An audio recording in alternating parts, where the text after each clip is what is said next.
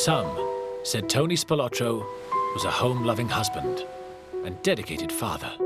The image of Tony being polite, caring, family man, benevolent, that's bullshit. Tony Spilotro was, in fact, suspected by the FBI of over 20 murders. Tony Spilotro was a cold-blooded killer. As Las Vegas enforcer for the Chicago Mafia, Spilotro hit whoever his bosses wanted taken care of. Anyone, anytime, any place. I believe Tony was mental. He was animalistic. He hung a man on a meat hook. I think he got pleasure out of harming people. For years, the authorities tried to lock him up, but he bought policemen, owned judges, and shot witnesses. He got away with murder for over 20 years. To find that Tony Spilotro was going to be released back onto the street was devastating. This is the story of the grim career of this notorious Mafia hitman, and how it was ended, not by his enemies, but by his friends.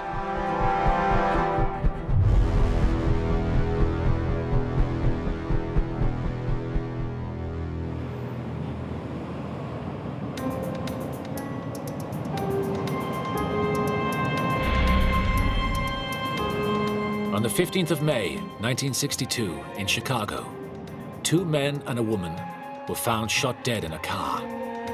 Gangsters killing gangsters was common enough in the Windy City. For the police, it was routine. But the mob was angry. This hit had not been authorized by the boss of the Chicago Mafia.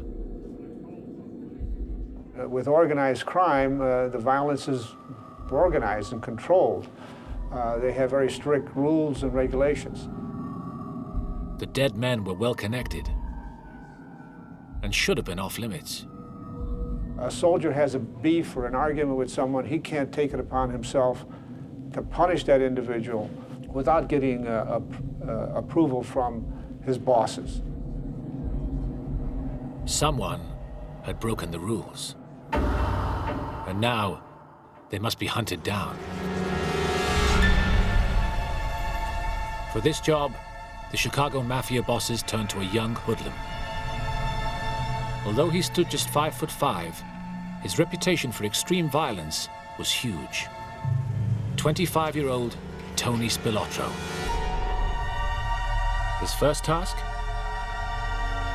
Find out who had done it. He learned that the 2 dead gangsters had beaten up a young mob associate, Billy McCarthy, at a bar.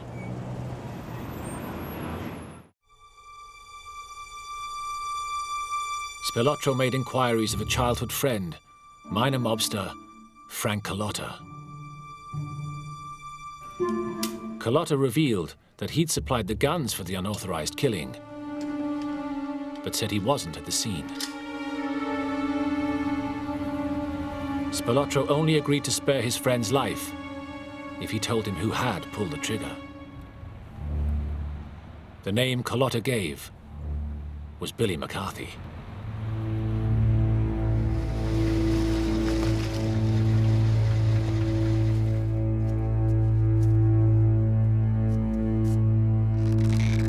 After Spilotro tracked McCarthy down, he wanted to ask him a question.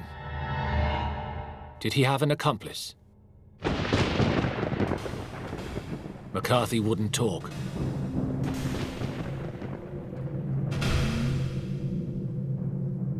Then Spilotro tortured him with an ice pick.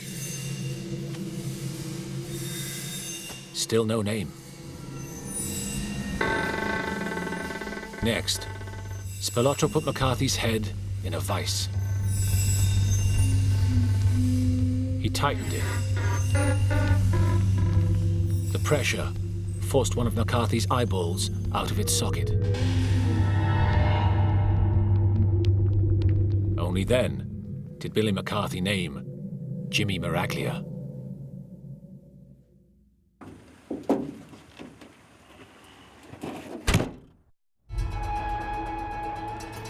The bodies of McCarthy and Miraglia were found a week later in the trunk of an abandoned car.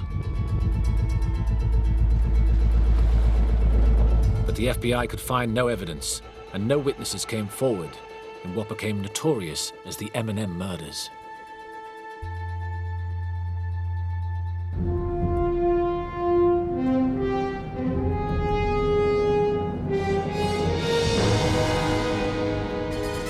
It seemed Spilotro had got away with it.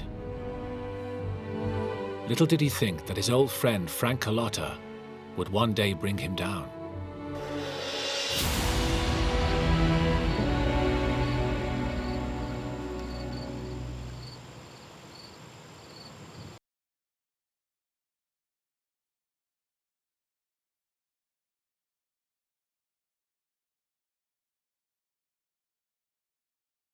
Success in this line of work, they sent their enforcer to Las Vegas.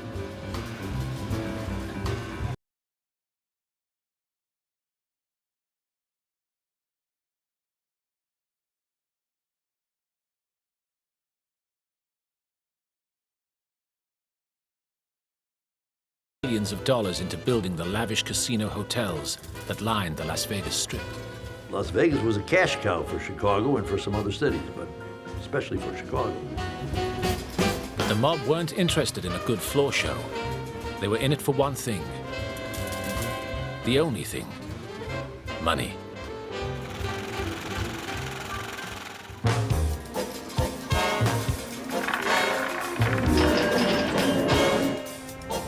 The Chicago Mafia controlled some of the biggest hotel casinos in the city. But gambling profits didn't satisfy their greed. These shiny desert palaces actually had a dark purpose. They contained the mob's most profitable and top-secret racket, the skim.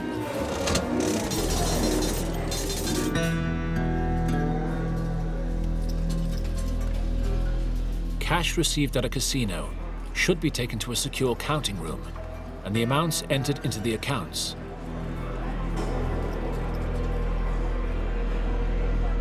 But the mob-run casinos in 70s Las Vegas creamed money off the top before any bookkeeper or tax inspector even knew it existed. It was nice. You sit in Chicago, have nothing to do with Las Vegas, and somebody brings you a bag with $50,000 in it every month or so. It was nice. The Chicago bosses decided that Spilotro, with his tough guy reputation, was just what they needed to protect the skim.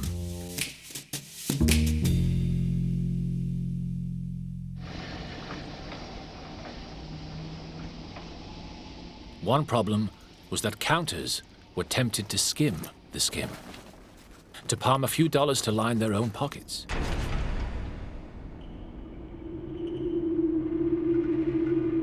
This temptation would be curbed by Tony Spilotro's talent for violence. He sort of went at it as though he were running a dive in Chicago, with the blackjacks and the guns and all that sort of thing, and physical violence. The mob also feared that staff might blab about what they saw in the counting room. But Tony Spilotro's murderous reputation guaranteed their silence. If there was a hit that needed to be done, it was Tony's responsibility at the direction of those people back in Chicago.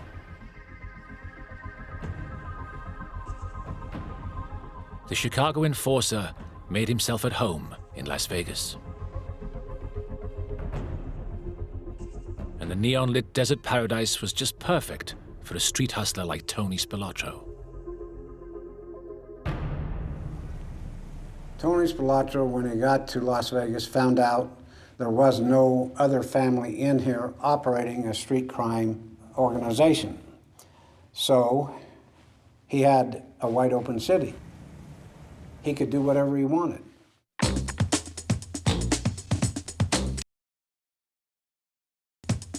Spilotro soon began loan sharking to the armies of low-paid workers in the hotels and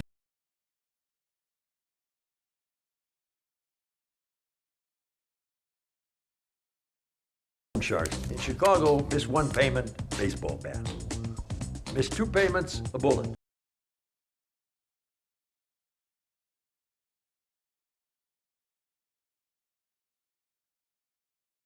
even burgle houses. Muggings and robberies became a fact of life in Las Vegas.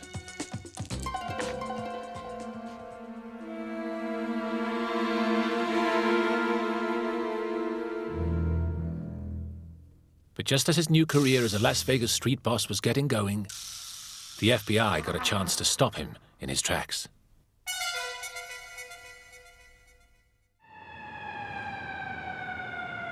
In April 1973, Spilotro found himself back in Chicago under investigation for murder. Instead of a life of luxury on the Las Vegas Strip, Spilotro was facing life in jail. He had to find a way out.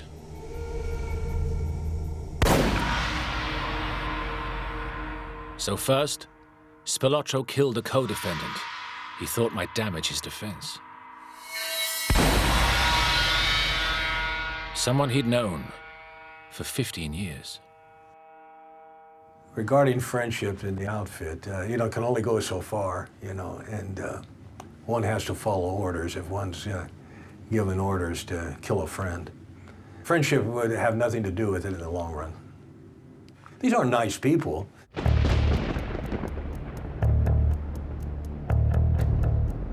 But when on May the 30th, 1973, the murder trial began, another old friend, Chucky Grimaldi, gave evidence against him. The prosecuting attorney, James R. Meltrigger, clearly remembers Spilotro. Spilotro's demeanor in the courtroom was very businesslike, professional, didn't show emotion, very well dressed, and presented a quiet image if you didn't know better. Even when Grimaldi's eyewitness testimony shocked the jurors, Spilotro was unmoved. When Chucky testified, his testimony involved grisly details. He was shot, he was stabbed, he was kicked and beaten, he was threatened with castration, pieces of his flesh were cut off. There was no sense of looking away, remorse, ghastliness at what was being said about a crime that Spilotro, was alleged to be involved in. No emotion at all. Grimaldi's detailed testimony clearly condemned Spilotro. But then, Spilotro turned the tables on the prosecutor and the FBI. He told them something their informant had not. He had, he said, an alibi.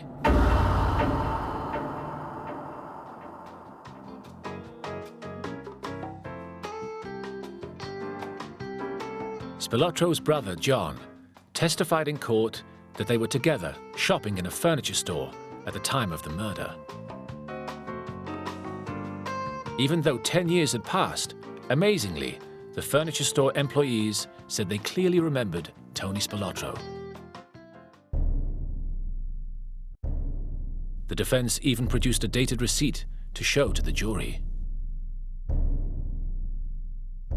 It seemed the Chicago outfit had protected their man in Vegas as only they knew how.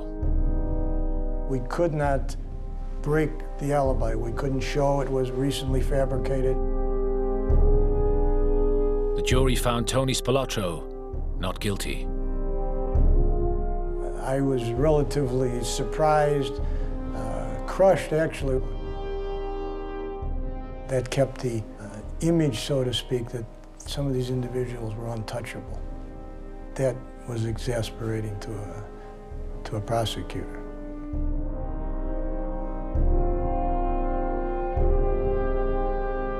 Tony Spilotro was a free man. Free to go back to his life in Las Vegas.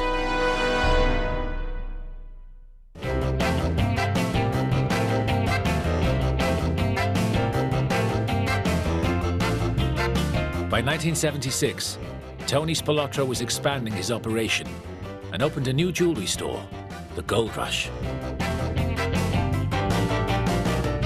He made it the center of his loan sharking, bookmaking, and jewelry fencing operations. To help him expand even more, he later called in his old childhood friend from Chicago, who had helped with the M&M murders, Frank Carlotta.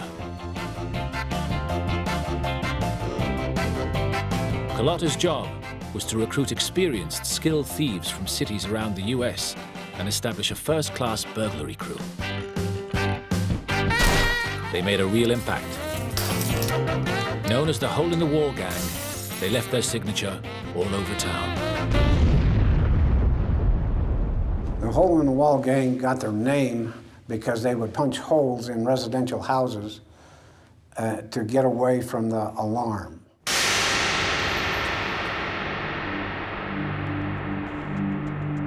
Spilotro was able to run his outfit with little risk of prosecution.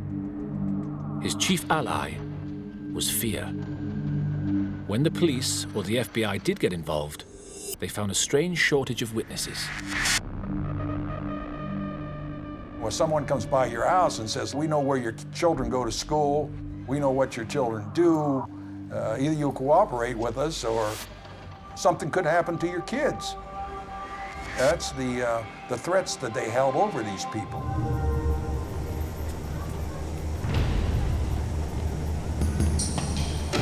Fear was one persuader, money another. Local politicians relied on casinos for campaign donations. As some of those were owned or run by organized crime, many politicians were in effect working to preserve the status quo.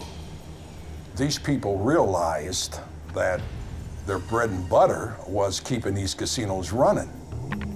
And you couldn't blame them because it was the lifeline.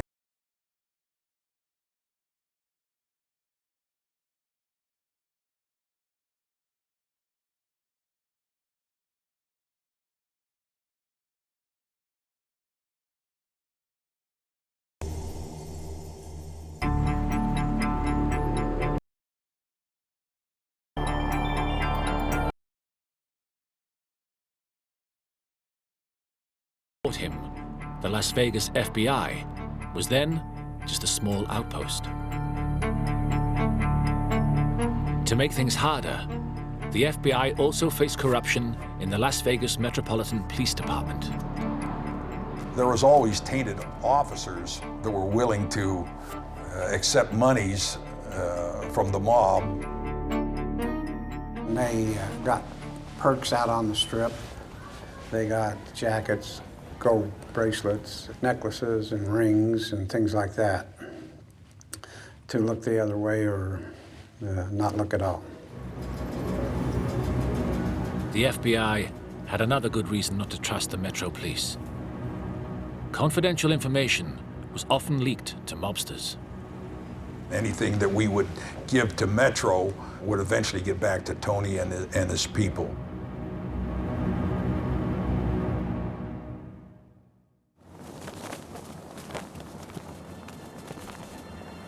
So in 1977, the FBI realized that if they were to take on Spilotro alone, they would need more resources, including surveillance, electronic bugs, and telephone wiretaps. FBI surveillance expert Emmett Michaels was one of a draft of new agents sent to Las Vegas. As head of the technical surveillance squad, it was his job to target organized crime and find out what they were up to. They used to use places like the Fremont. They used to use places like the Stardust to conduct their meetings. To put in a bug where you actually physically had to go into a room where they met took a lot of planning. The hunters became like their prey, breaking and entering buildings at night, albeit with a court warrant. Not in a quest for cash or jewelry, but information. It really requires an FBI agent to become a burglar, a good burglar, be able to enter a premises surreptitiously, plant a bug or a wiretap, and then be able to monitor that wiretap and obtain evidence of criminal activity. But with casinos operating 24 hours a day, a sly after-hours operation when people were asleep was often impossible. To To put in a bug, the agents had to face their foe in broad daylight. The only way to go in was to go in dressed as maintenance people and put the bug in while they were meeting, like they were working in the room. That way it didn't draw any attention.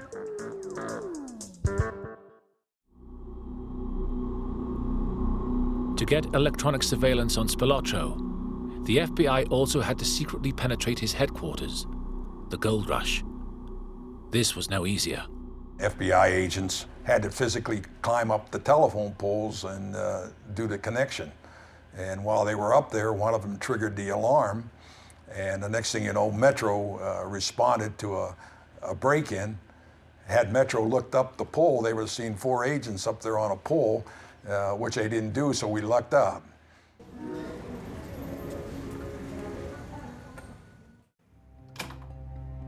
Eventually, Agent Michael's men did succeed in getting bugs into Spilotro's Gold Rush HQ. As they listened, their blood ran cold. They heard Detective Sergeant Joe Blasco and Sergeant Phil Leone of the Las Vegas Metropolitan Police identify FBI surveillance cars for Spilotro. They gave Spilotro and his crew the names of undercover agents. They even named informants, putting their lives at risk. Although Blasco and Leone were fired and charged for their actions, the cases were dropped. Metro's reputation was left in tatters. But one man was determined to repair the damage.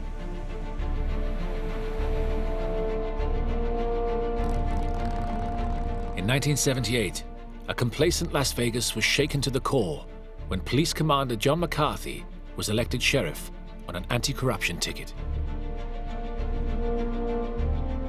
We got an honest sheriff. That set the stage for good law enforcement in Las Vegas forever.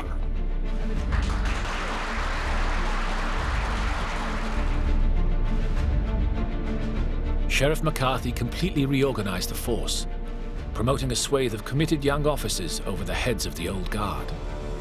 At just 33, Kent Clifford was promoted to the rank of commander and put in charge of the Metro Police Intelligence Bureau. My ultimate goal was to restore the integrity into the police department.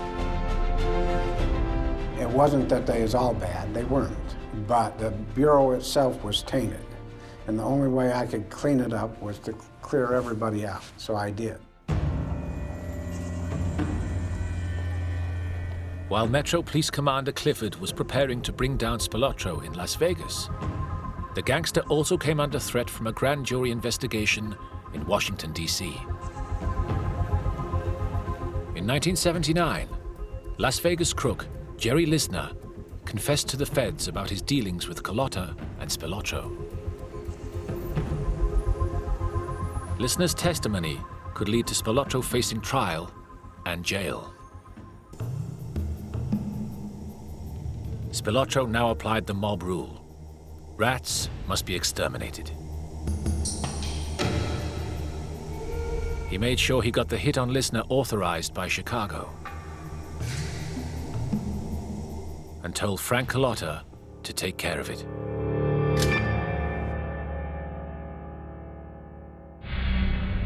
Carlotta had no silencer for his gun, and to reduce noise, he decided to use half-charge ammunition. The hit did not go smoothly. Frank Carlotta told me he shot Lisner, yes. The half-charged bullets had little impact. They were having a difficult time dispatching Mr. Lisner. Carlotta emptied a second clip into Lisner's head.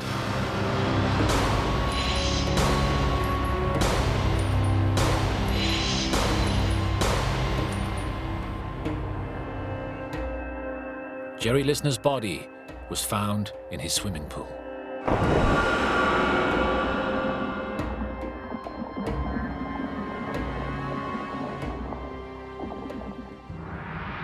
This most unprofessional of hits seemed to meet its aim, keeping Spilotro and Carlotta out of court and out of jail. But it was only a reprieve. This night's work would eventually be part of Tony Spilotro's undoing.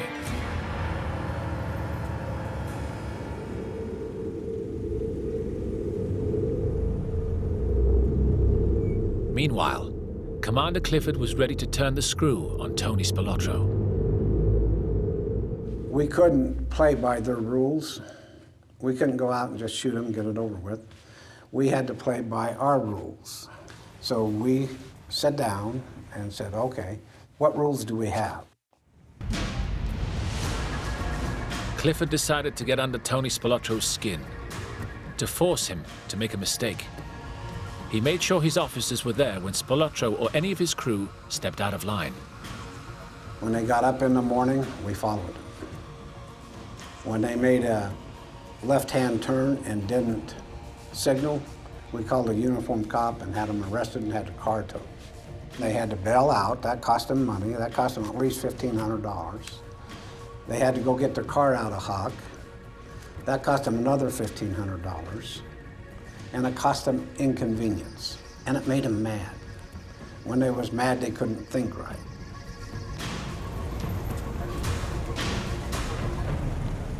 Spilotro did now make a mistake. A very big mistake.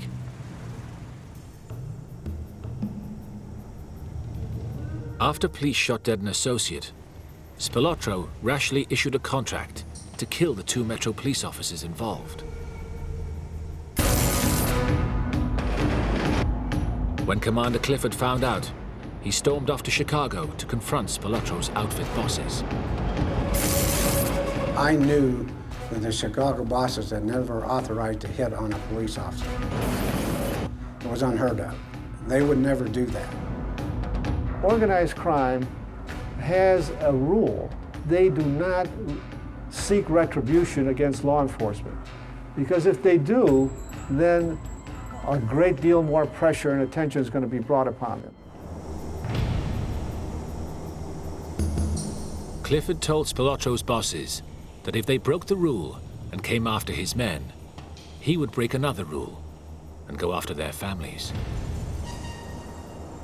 If they kill my cops, I'm coming back out to Chicago with 40 men. I'm going to kill everything that moves, walks, or crawls around their house.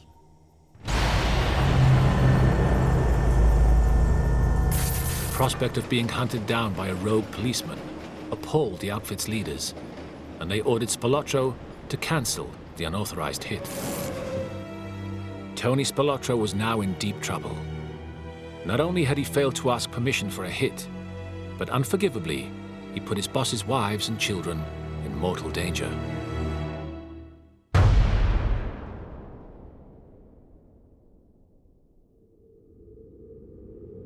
Clifford had severely rattled Spilotro and damaged his position in the outfit.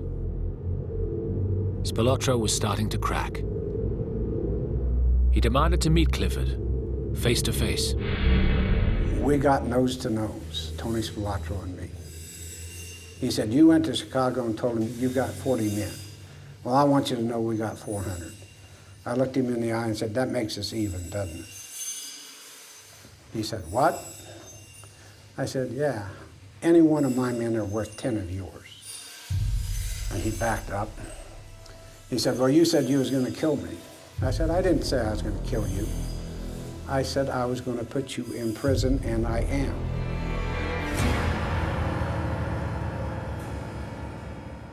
To a beleaguered Tony Spilotro, the police were now a real threat. And the Las Vegas FBI was about to get tough too. The FBI director in Washington was about to send FBI legend Joe Yablonsky to head up the Las Vegas office.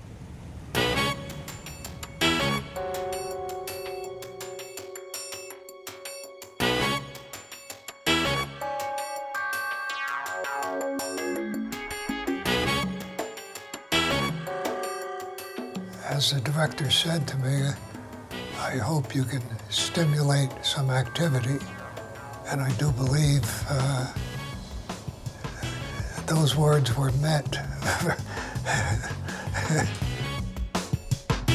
Joe Jablonski was a famously aggressive investigator and successful prosecutor, tough and unafraid. But in all his years, he'd never seen anything like the corruption in Las Vegas. It was a place that was consumed by avarice and greed.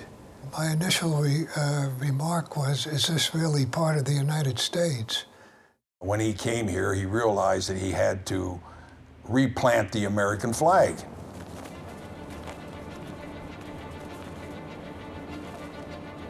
Until now, the Metro Police and the FBI had not cooperated. But they both now realized if they were ever to have a chance of jailing Spilotro, they would have to actively work together. What new FBI Chief Jablonski and Police Commander Clifford did next was unprecedented. They talked to each other. I called him, said, let's go to lunch. So we went to lunch. He pledged cooperation. I pledged cooperation. So his men and my men got together out on the street. We had to earn their trust. It was very important to have the cooperation of the Metro Police Department. I mean, they lived and grew up here. They had more informants on the street. You needed their assistance. You couldn't operate without it. There wasn't anything we didn't share or we didn't try to cooperate with in our goal to rid the community of Tony Spilotro.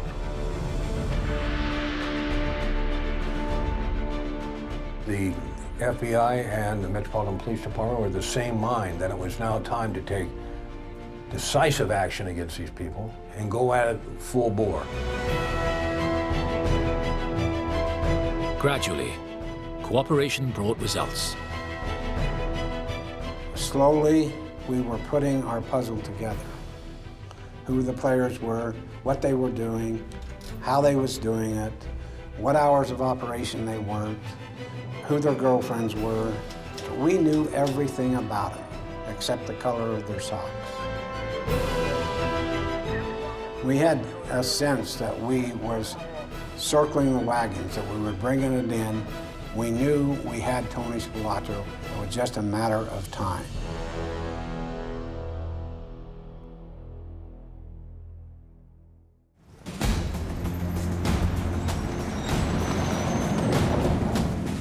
Spilotro did not make it easy for them.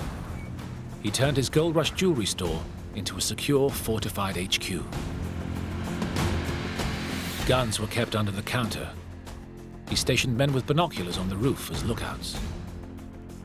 He even had his own electronic surveillance and counterintelligence operation. Tony Spilotro thought he was invulnerable. But there was a weakness.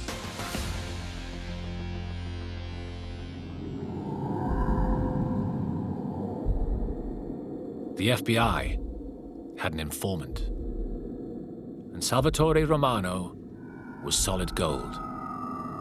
He was the hole-in-the-wall gang's alarms expert. Romano revealed to the FBI Spilotro's elaborate plan for a $1 million burglary on Bertha's Antiques and Jewelry store. More than that, he videoed their planning meetings inside the Gold Rush with a camera hidden in a loudspeaker. The door itself is steel. And so that the steel don't activate the magnet. If the police and the FBI could catch the gang red-handed, Tony Spilotro was finished.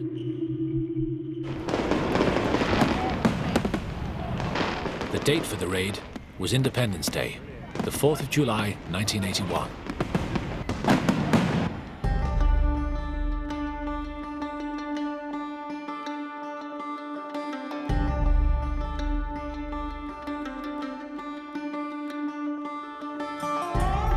Spilotro's plan was for the fireworks of the 4th of July celebrations to cover the noise of the gang breaking into Bertha's through the roof and into the vault.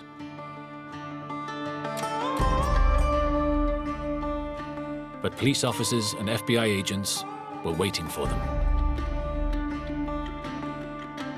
I was with Jablonski. and all my men had teamed up with an FBI agent. We watched it as it went down.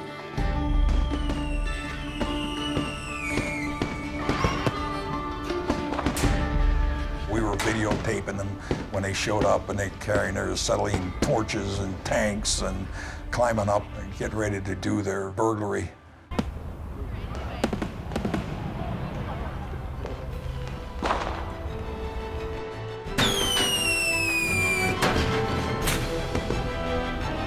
Once the gang broke in, the agents and officers pounced.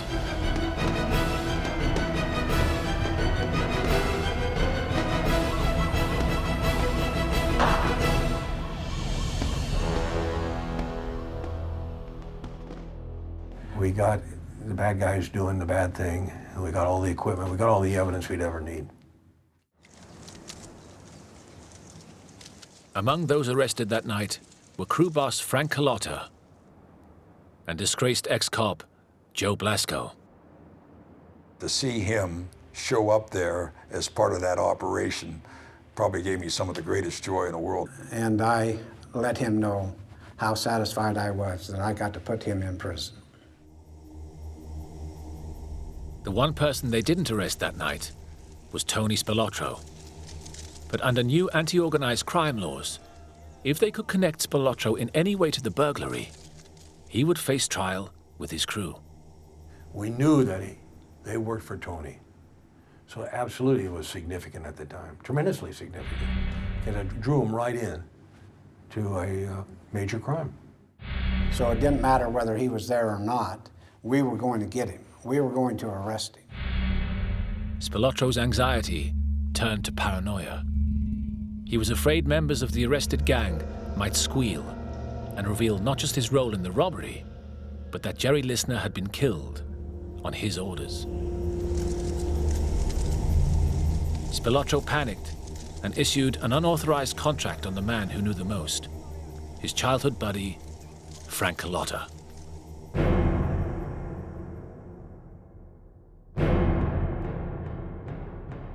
We got word that Tony Spilotro had put a contract on him because he was suspect of becoming a witness, which he wasn't. Ironically, until this point, Frank Carlotta had been following the Mafia code of omerta and keeping his mouth shut. But Tony Spilotro had left him no choice but to rat him out. The debriefing and protection of Frank Carlotta was assigned to FBI agent Dennis Arnoldy. Certainly Frank Carlotta was scared what Tony Spilotro might do to Frank Carlotta after the arrest of Bertha, certainly. And once we told him that there was a hit on him, it was well-founded fear. Frank Carlotta decided to accept the protection of the FBI and became a government witness against his associates. Spilotro had sealed his own fate. Carlotta totally cooperated. There was no holdback. So that was a breakthrough from the standpoint of having someone directly connected to Spilotro. During debriefing, Carlotta reached back 20 years into his past. He revealed it was Tony Spilotro who had committed the unsolved M&M murders.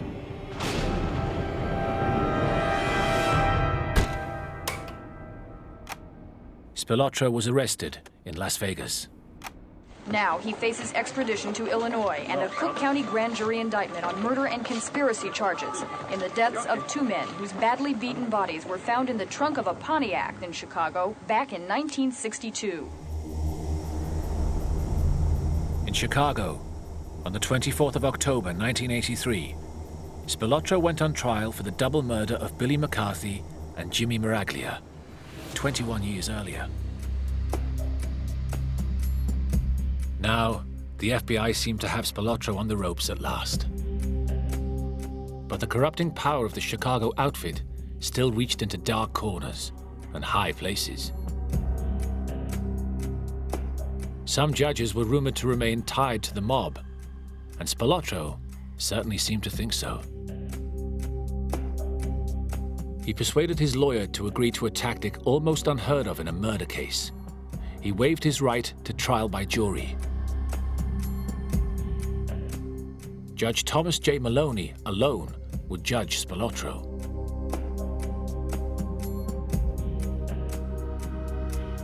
Maloney decided not to accept Carlotta's statements as reliable evidence. And so, he acquitted Spilotro. Judge Maloney was later convicted of racketeering, extortion, and obstruction of justice. He had taken bribes in 3 other cases. He was sentenced to 15 years in prison.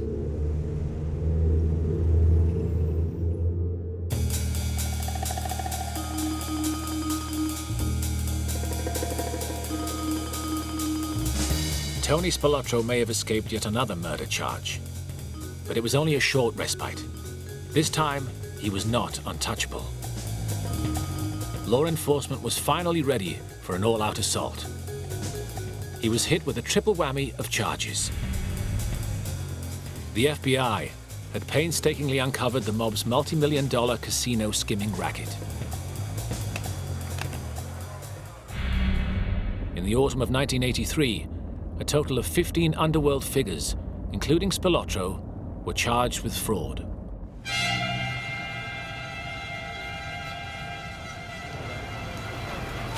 Using Frank Carlotta's testimony, Spilotro and 17 others were charged with armed robbery and extortion.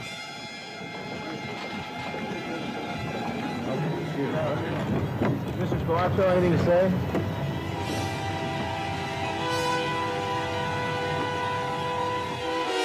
But Carlotta had plenty to say. He enabled the Justice Department strike force to also charge Spilotro in connection with the murder of Jerry Listner. Carlotta admitted to Agent Arnoldi that he had pulled the trigger and killed Jerry Listner, but on Spilotro's orders. Yes, Frank Carlotta told me he was acting under the orders of Tony Spilotro to kill Jerry Listner. 3 federal cases were now aimed squarely at Tony Spilotro. When the indictments started to come down, you knew that it wouldn't be long before Tony's reign would end. Spilotro faced sentences that could total 85 years in prison. This prospect put him under enormous pressure, and the mob knew that people under pressure can crack. He was an embarrassment. He was a loose cannon. All doubts have to be resolved in favor of the mob. It's possible he could say something that would hurt somebody. The Chicago Mafia bosses hated the idea that anyone might squeal, let alone someone who knew as much as Spilotro.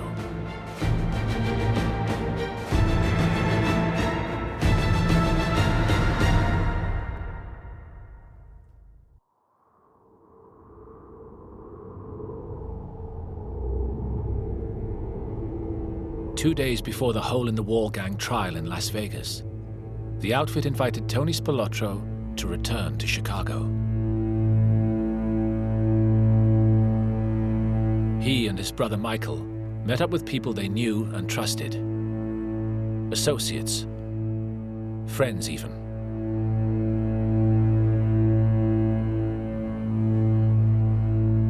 The brothers were taken to Bensonville, outside Chicago, believing that Michael was to be inducted as a made man into the outfit.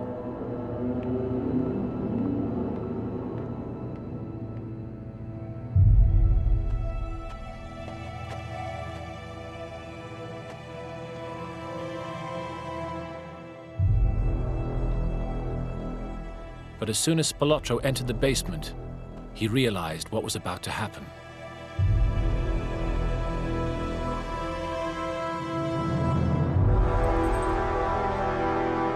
He asked if he might say a prayer.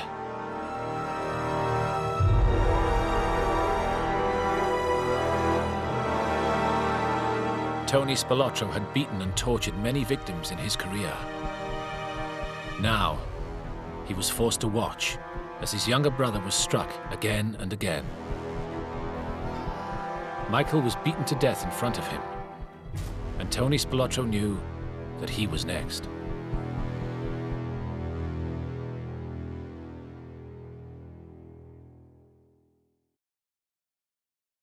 The bodies were buried one on top of the other. The first body was just about 3 feet from the surface.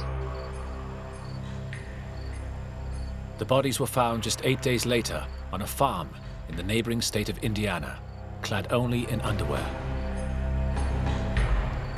When Tony Spilotro was killed, I certainly was not saddened by the event.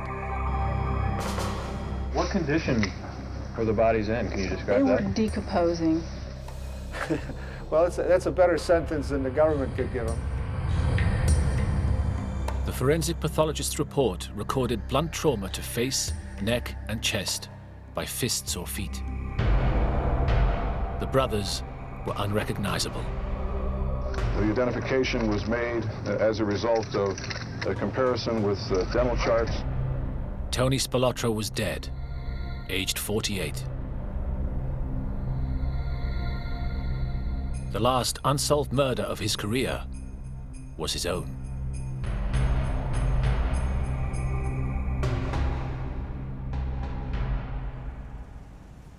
They kill each other because they're thieves, and even though they're supposed to have honor among thieves, they don't. They cross each other, they start looking after themselves, and for one reason or another, they get killed. And this is a pattern that has existed since time immemorial with organized crime. Tony Spilotro's death marked the end of an era in Sin City. The landmark cooperation between the police and the FBI changed not just the face, but the heart of Las Vegas. Soon the mob's ownership and control of the casinos was ended.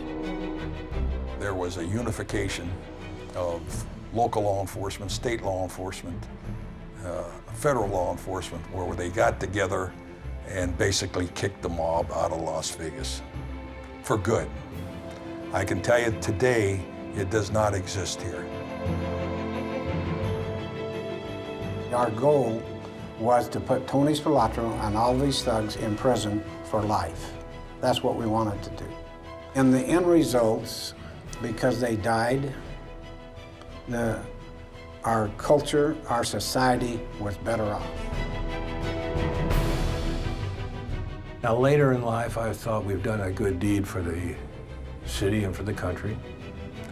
And I think we all should be proud of what we did.